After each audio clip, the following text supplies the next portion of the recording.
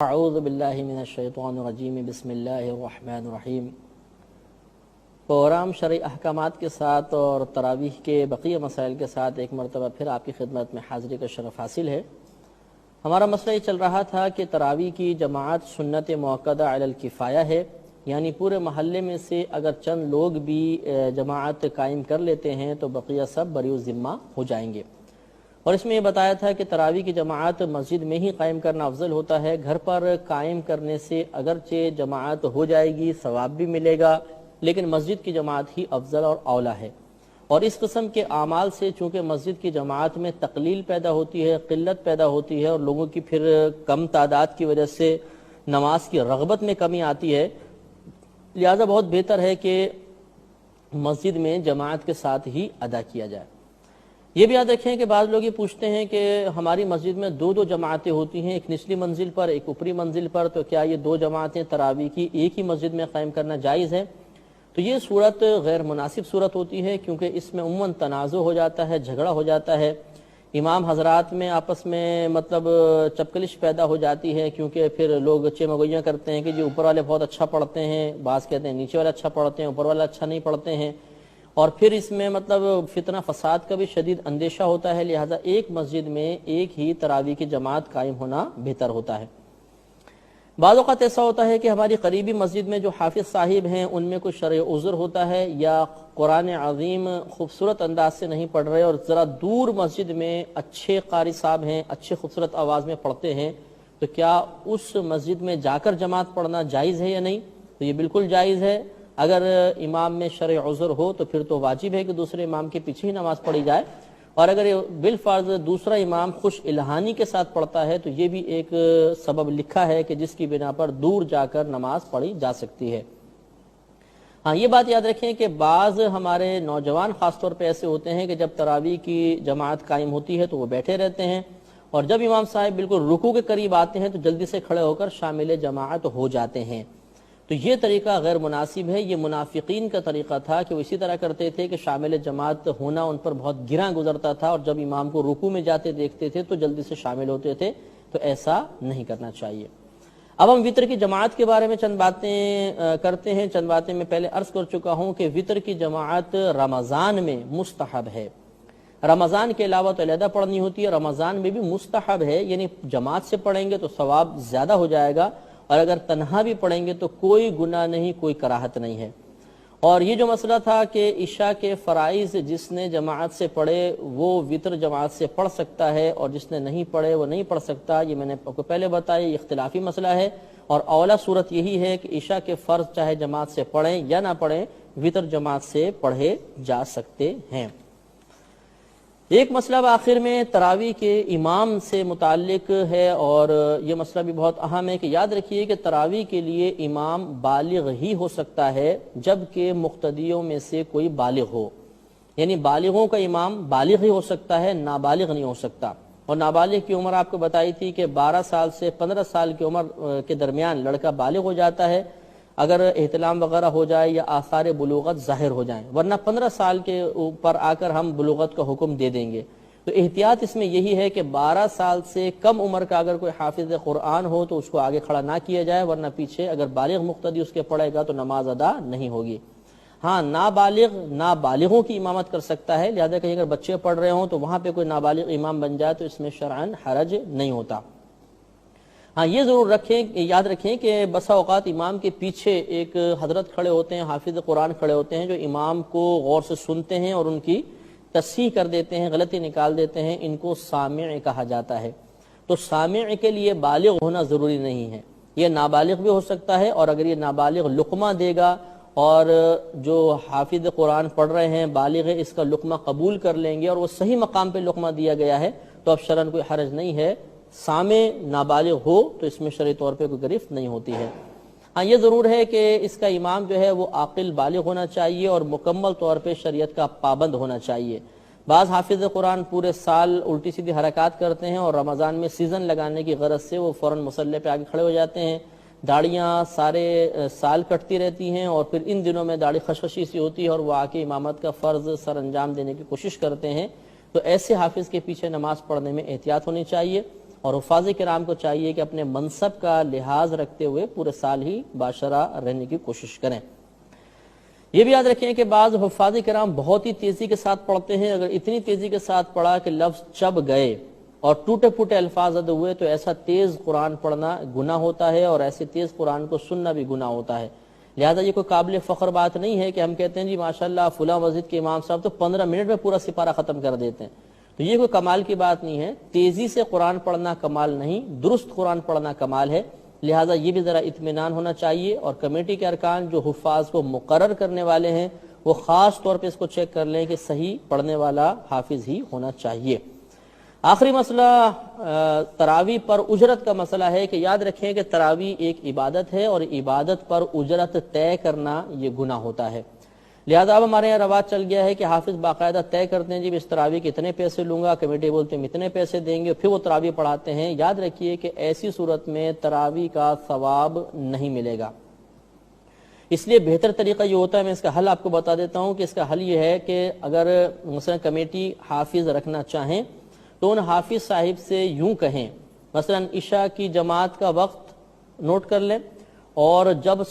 تراویح ختم ہوتی ہے، مثلا یہ 2.5 گھنٹے یا 3 گھنٹے بنے، تو اب وہ اس طرح کہیں ان حافظ صاحب سے کہ ہم ان 3 گھنٹوں کے لیے رمضان کی تمام راتوں میں آپ کو ہم سمجھ لیں نوکر رکھتے ہیں، یا اتنے پیسے ہم آپ دیں گے، آپ ہمارا کچھ کام کریں۔ وہ کہیں کہ ٹھیک ہے میں اس وقت یا وقت آپ کو دیتا ہوں اور اتنے پیسے لیتا ہوں۔ تو اب آپ نے جو ان سے طے کر رہے ہیں یہ وقت کے پیسے طے کر رہے ہیں، جب وہ اس وقت کے اوپر راضی ہو جائیں اب آپ ان سے کہیں آپ تراویح پڑھائیں، عشاء کی جماعت پڑھائیں۔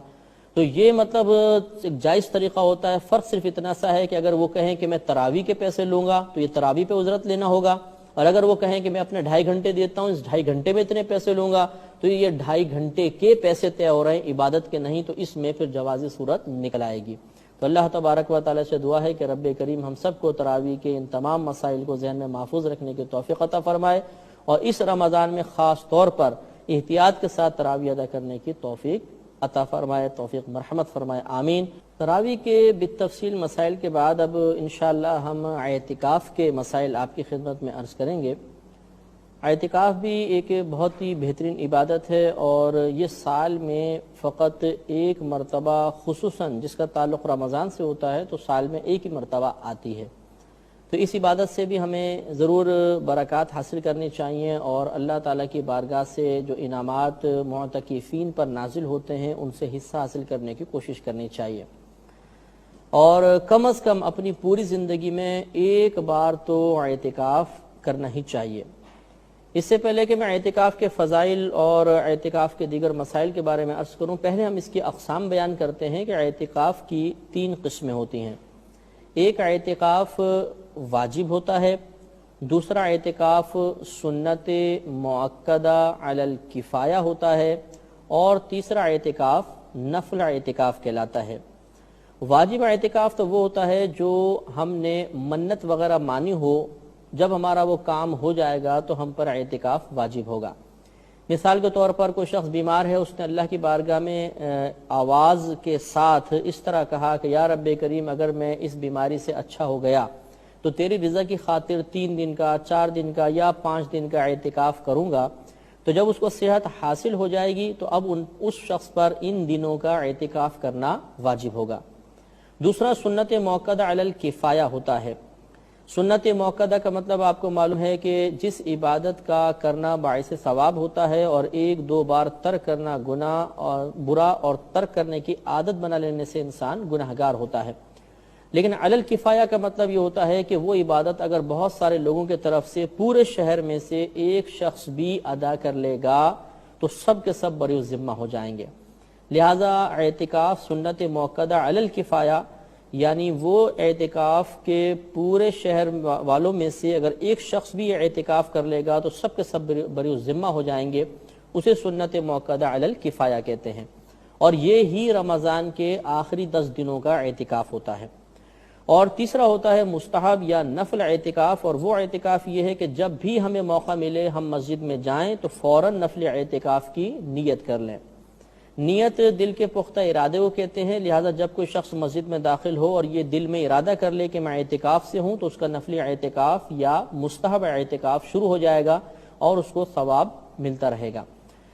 تو یہ جو واجب اعتکاف ہوتا ہے اور سنت موقدہ علی الکفایہ جو رمضان کا اعتکاف ہے، ان دونوں میں شرط ہوتی ہے کہ روزہ رکھا جائے، بغیر روزے کے یہ اعتکاف ادا نہیں ہوتے، جبکہ نفلی اعتکاف کے لیے روزہ شرط نہیں ہوتا، چاہے آدمی روزہ دار ہو چاہے بلا روزے کے ہو، جب بھی مسجد میں جائے اعتکاف کی نیت کر سکتا ہے۔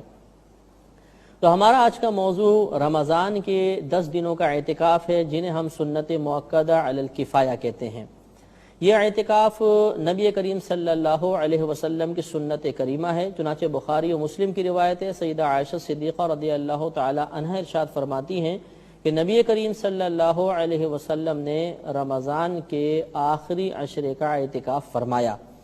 بلکہ بعض روایات میں پورے مہینے آپ کا معتکف ہونا بھی ثابت ہے، چنانچہ ابو داؤد شریف کی روایت ہے نبی کریم صلی اللہ علیہ وسلم نے رمضان کے اول 10 دنوں کا اعتکاف کیا، پھر درمیانی 10 دنوں کا کیا، اور جب آخری یعنی 20واں اعتکاف کا دن آیا تو آپ نے حجرہ مبارکہ سے یعنی مسجد سے اپنا سر باہر نکالا اور ارشاد فرمایا کہ میں نے شب قدر کو پہلے عشرے میں تلاش کیا، مجھے نہ ملی، پھر دوسرے عشرے میں تلاش کیا، نہ ملی، تو اب وہ مجھے بتایا گیا ہے کہ وہ شب قدر رمضان کے آخری عشرے میں ہے، تو جو میرے ساتھ اعتکاف کرنا چاہے وہ اعتکاف کر لے۔ تو یقیناً آپ کی اس دعوت پر کثیر صحابہ کرام نے آپ کے ساتھ اعتکاف فرمایا۔ تو اس سے معلوم ہوا کہ نبی کریم صلی اللہ علیہ وسلم اپنی حیات طیبہ میں اعتکاف فرماتے رہے ہیں، اور اسی روایت سے اجتماعی اعتکاف کا ثبوت بھی حاصل ہوا کہ نبی کریم صلی اللہ علیہ وسلم کی دعوت پر صحابہ کرام نے آپ کے ساتھ اعتکاف کیا، تو یہ ایک اجتماعی اعتکاف کی صورت بن گئی تھی، لہذا اجتماعی اعتکاف جیسے بہت سے لوگ کرتے ہیں یہ بالکل جائز ہے اور سنت سے ثابت ہے۔ اعتکاف ایک بہت اچھی عبادت ہے اور اس میں اللہ تبارک و تعالی نے بہت ثواب رکھا ہے، چنانچہ ابو داؤد شریف کی روایت نبی کریم صلی اللہ علیہ وسلم ارشاد فرماتے ہیں کہ جس نے رمضان کے آخری 10 دنوں کا اعتکاف کیا تو اللہ تبارک و تعالی اسے 2 حج اور 2 عمروں کا ثواب عطا فرمائے گا۔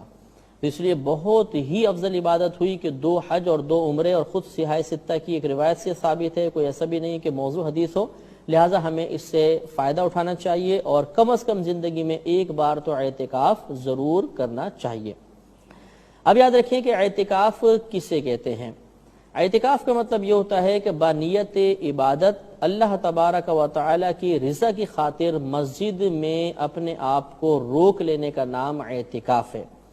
تو معتکف وہی شخص ہوتا ہے جو اللہ کی رضا کی خاطر عبادت کی نیت سے مسجد میں اپنے آپ کو 10 دن تک روکے رکھتا ہے، تو یہ اعتکاف سنت موقدہ ہوتا ہے، وہ معتکف کہلاتا ہے اور اس کو یہ ثواب وغیرہ حاصل ہوگا۔ اس اعتکاف کے لیے جامع مسجد ہونا، یعنی جس مسجد میں جمعہ ادا کیا جاتا ہے ایسی مسجد کا ہونا شرط نہیں ہے، لہذا یہ ایسی مساجد میں بھی ہو سکتا ہے جہاں پر جمعے کے علاوہ جماعت قائم ہوتی ہو، جمعہ قائم نہ ہوتا ہو، بلکہ فقہا نے حالات زمانہ کو دیکھ کے ارشاد فرمایا، جسے رد المحتار میں فتاوی شامی جس کو کہتے ہیں، علامہ ابن عابدین رحمۃ اللہ علیہ نے لکھا کہ اب اس میں مزید آسانی یہی ہے کہ لوگ ہر قسم کی مسجد میں اعتکاف کر سکتے ہیں، چاہے اس میں جماعت باقاعدہ ہوتی ہو یا نہ ہوتی ہو۔ ہاں یہ ضرور ہے کہ اگر آپ نے ایسی مسجد میں اعتکاف کیا جہاں جمعہ نہیں ہوتا مثلا، تو آپ جمعے کی نماز کے لیے دوسری مسجد میں جا سکتے ہیں، ختم ہو جائے تو پھر اپنی مسجد میں آ جائیں۔ اسی طریقے سے اگر اس مسجد میں جماعت باقاعدہ نہیں ہوتی اور قریب مسجد میں جماعت ہو رہی ہے تو جا کر وہاں پر جماعت سے نماز پڑھ سکتے ہیں اور واپس اپنی مسجد میں آ جائیں، تو اس سے اعتکاف پہ فرق نہیں پڑے گا۔ یہ بھی یاد رکھیں کہ سب سے افضل اعتکاف مسجد الحرام میں، جو مکہ المکرمہ کی مسجد ہے جس میں کعبۃ اللہ موجود ہے، اس مسجد میں اعتکاف کرنا سب سے زیادہ افضل ہے۔ اس کے بعد مسجد نبوی میں، یعنی نبی کریم صلی اللہ علیہ وسلم کی مسجد میں، اس کے بعد جس مسجد میں جمعہ ہوتا ہے، پھر اس کے بعد جس مسجد میں جمعہ نہیں ہوتا لیکن جماعت ہوتی ہے، اور اس کے بعد اس مسجد میں جس میں جمعہ اور جماعت کچھ بھی نہیں ہوتی۔ تو یہ ترتیب ہے ثواب کے اعتبار سے، تو سب سے زیادہ ثواب مسجد الحرام کا اور دوسرے نمبر پر مسجد نبوی کا ثواب ہے۔ یاد رکھیں کہ خواتین بھی رمضان کا اعتکاف کر سکتی ہیں۔ سیدہ عائشہ صدیقہ رضی اللہ تعالی عنہا سے روایت ہے کہ نبی کریم صلی اللہ علیہ وسلم کے پردہ فرما جانے کے بعد آپ کی ازواج اعتکاف کیا کرتی تھیں، لیکن یہ یاد رکھیں کہ عورت کے لیے مسجد میں جا کر اعتکاف کرنا مکروہ ہوتا ہے، یہ گھر میں ہی اعتکاف کریں گی، لیکن اس کے لیے ضروری ہوتا ہے کہ